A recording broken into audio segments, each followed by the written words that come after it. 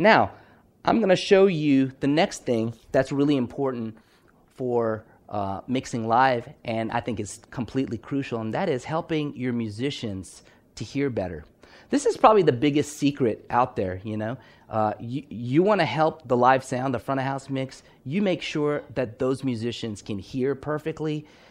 It will enhance not just the sound, but just the quality of worship. I, as a musician, can tell you, and so many out there in internet land will agree, that it is a drag to play when you can't hear well. It is a drag to be singing something and you know you're out off key, but you can't even do anything about it, you know. This is also a place that using the virtual studio live can really help you. You know, one thing I've learned about musicians is they kind of know what they want to hear, but a lot of times they don't really know how to express it to you, the sound guy. So they'll use these descriptive words, or, you know, you throw an Aviom system in front of, like, you know, somebody that's never been around technology, and it just blows their mind, you know. And so you can really influence the quality of what they hear by kind of giving them a head start. And just as I did where we used the virtual sound check to kind of build a starting place for the front of house mix, I can do the same thing for the monitors. So here we go. Here's aux 1 right here. Let's say it's my drum mix. I can solo that aux. I can hit play in capture. And I'm asking myself, what does the drummer want to hear? Well, he wants to hear drums.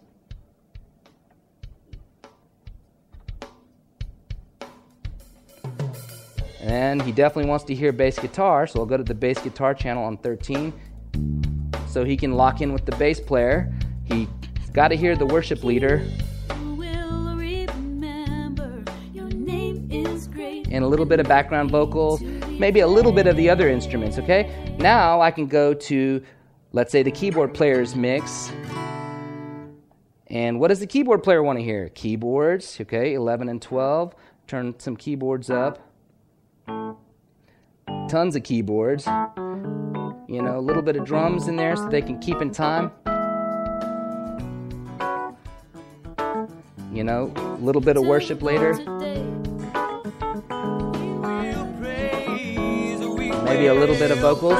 Listen to the difference between these two mixes. You know, here's the drummer's mix. And here's the keyboard player's mix. We will exalt, we come to the cross and give all our hearts to you.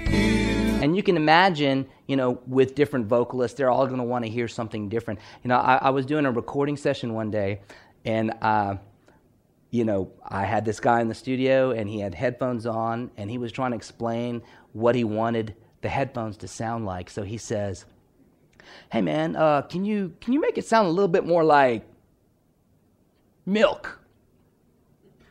What does that mean, milk? Okay, so now I had to kind of guess, and you know, whatever they tell you, now you can play these tracks back. You can put in a set of in-ears, you can get in front of a wedge, you can get the aux mix really happening, okay? But then that brings us to another really cool thing that you can do, and that is, especially for those that are using in-ears, is you can go ahead and protect their hearing, because guess what? Like we said before, each one of these auxes can be a selected channel, and now we can assign a brick wall limiter to that aux sense. So let's say if I have, a bunch of mono auxes here for wedges, and then aux 5 and 6 is a stereo aux for somebody on in-ears. All I have to do is I hit select on channel on aux 5, go down here to the stereo link button. Now what happens is when I hit mix control, this becomes my level going to that aux, and then when I hit mix pan, which is the next one, this is left and right panning, and then I can select that aux, throw a limiter on it, and I'm protecting their hearing as well. Really cool. The next thing that you can do is to really make their lives easy is give them an iPad. They'll love you for it. You can hook up to 10 iPads on a single StudioLive network. And, with as many I think keyboard players will really benefit from this because guess what? Not only can you use the iPad to look at your chord charts and stuff like that, but there's also this aux mixer right here. So if I'm on aux 3, all of a sudden now I can, pull up and influence my own headphone mix. And I have all 24 channels right here, And, like I said before, you can kind of give them a starting, and then, they can come in and tweak it themselves. And, iPads are great because, you can have chord charts on them. You can adjust your StudioLive mix when you need to. You can play Angry Birds. They're really good. So the iPad is invaluable for musicians as well. The next thing we're going to talk about is for a lot of churches that are using an Aviom or a Hearback type system, how do you interface a StudioLive with that type of a system? The Aviom system, you can get a hub for it that has analog inputs, and the Aviom has control over 16 individual channels. Well, the question is, I've got a 24-channel board. How do I get these 24 channels over to the Aviom? Well, you do it with a combination of direct outputs, aux outputs, possibly some subgroup outputs. So each of the channels of the StudioLive has a direct output on a DB25 connector. So you can have a DB25 to tip ring sleeve cable that will give you access to feeding the Aviom with some direct channels. So, anything that you want on its own fader on the Aviom, for example, the pastor's lavalier mic or the worship leader's mic or bass guitar, a mono kind of a thing, you would use a direct output for. If there's things that you want grouped, like let's say choir mics, I might have, 4 choir mics, well, you just assign them to an aux, and here's my choir mics right here, and I assign these 4 channels to aux 9, and then on the back of the console, I take the aux 9 TRS output and go into the TRS input of my Aviom, and now there's a group there. So using the combination, you have 10 auxes. You can, basically use those, and it's very easy to get 24 channels. The Hearback is the same kind of a thing because the Hearback has 8 analog inputs. The first 2 channels of the Hearback are stereo, so you could set up a stereo aux, or you could use 2 of the subgroups to feed that, or you could use the main output. There's a lot of outputs on this board. And then you could use the auxes to create the other 8 channels. So it's really, really easy to interface it with a personal monitoring system that you might already own. So basically, in summary, StudioLive, we talked about a lot, and in fact, just kind of some of the high points. This system really is going to cost less than anything even equivalent, definitely less than an analog solution. I've actually talked to churches that have sold their analog board, sold a couple of 8-channel compressors and external gates and reverbs and recording interfaces and broke even or even made money and then bought the StudioLive and had a lot more functionality. So, by the time you really start to add up the different components, it's an amazing value for what it offers you. The second thing is better sound quality, and really that's the basis of what we do and why we created this.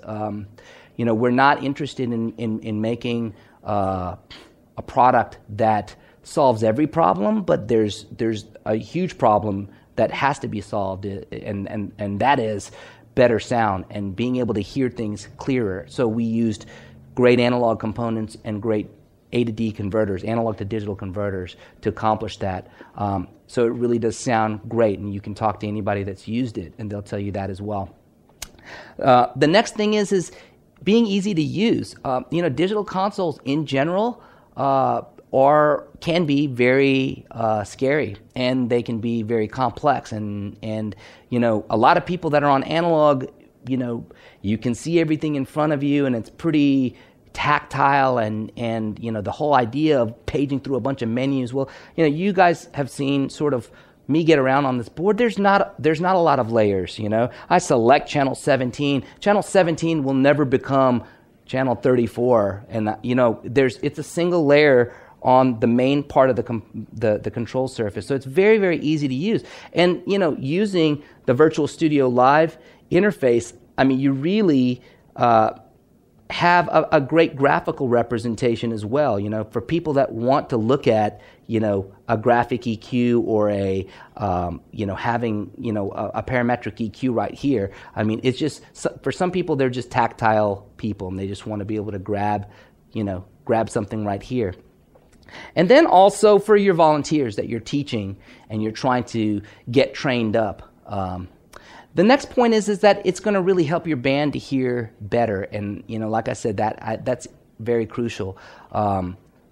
Better aux mixes, it'll allow you to be more prepared and have them have a much, much better experience when they walk in. And none of this last minute, just let's fix it in the mix thing that happens so often on Sunday mornings. And then lastly, I have to give a lot of credit to these guys at CCI that have put this on. I've recommended them many, many times. The reason is, to a lot of my friends that are worship leaders and pastors and stuff like that, these guys are worship leaders and they're sound techs themselves, and they understand churches and they understand the needs. And we've really enjoyed being a manufacturer and having a relationship with them over the last 10 years. So I have to give a shout out to them. So can y'all right on.